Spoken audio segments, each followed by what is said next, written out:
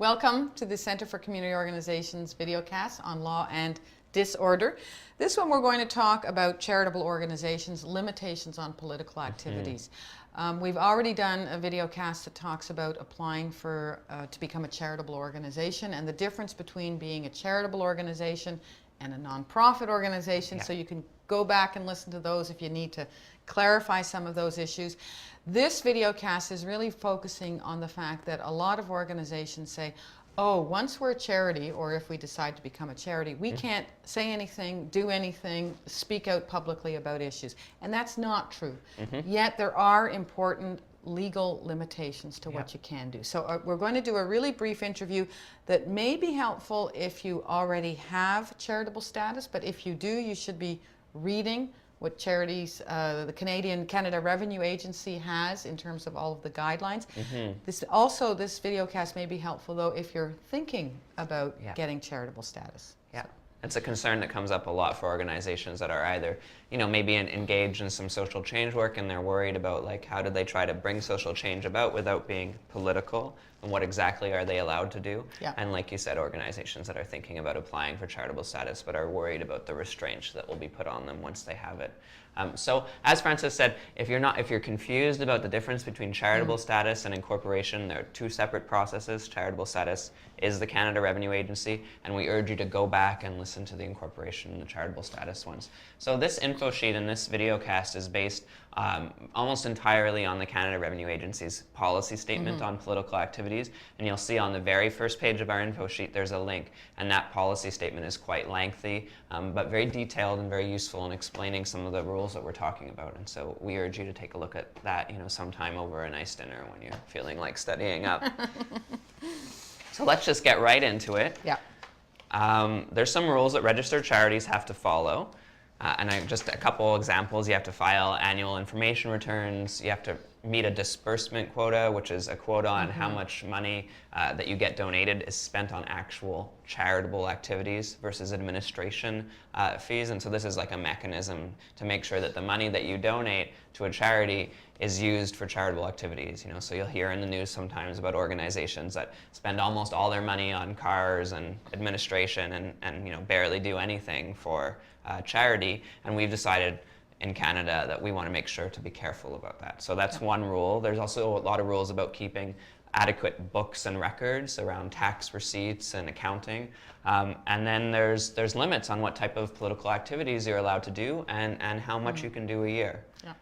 And we do hear occasionally those stories about charities that have gotten it wrong and are being held accountable. Let's also remember that there are a very small percentage of the organizations that are getting it wrong, and for the most part, organizations are working very hard to follow the rules and regulations that exist, and that we're being quite responsible in the sector around following those regulations. And there's a little bit of myth busting here in terms of, I really think there's some self-policing going on by charities, which is caused by like the Canada Revenue Agency's a little bit of ambiguity, a lot of criticism about this policy. And we should just we're hoping at COCo that the more information we spread about this, the more people will feel like they can act out their full rights as charities to like get involved. So the first thing is to talk about the general rule about charities and political activities, and the general rule is what people like to call the 10% rule. And that number actually varies according to how much income you make as a charity, but the idea is that no more than 10% of your activities should be political. And then the big question is, what is political? So we need to pull out a couple of definitions from there. So there's something called partisan political activities, and partisan political activities are absolutely prohibited. So what does partisan mean?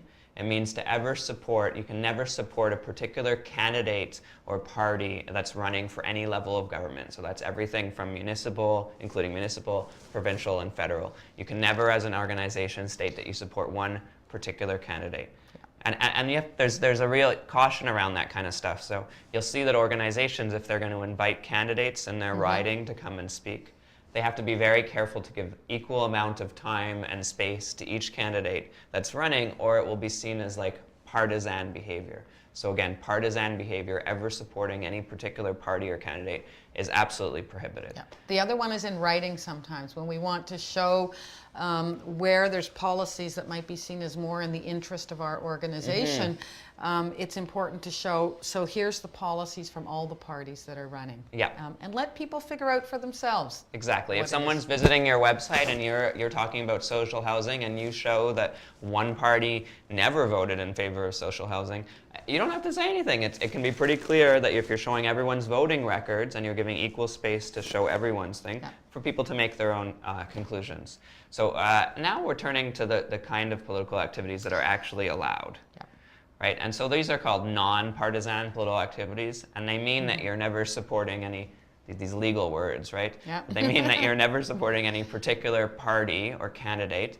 And non-partisan political activities, according to the Canada Revenue Agency, are activities where you're objecting or you're supporting a policy, law, or decision of any level of government. And again, that's from municipal up to federal, including provincial. And so you're not, the government's already there, there's nobody running for election, you know, and you're saying, I don't like that decision you made, I don't like that policy change, or I love that policy, please don't change it, that legal decision, etc. And so that's any kind of speaking out about those kinds of issues, and that's where you're allowed to have about 10%. Like I said, it varies according to your organization of your activities to be dedicated to that kind of thing. So thinking about what are the important policies that your organization needs to show support or displeasure for. That's built in. Some of us might say not enough, the percentage, but there's certainly a time and a space as a charitable organization to speak up about that. And then, of course, anything that you're speaking up about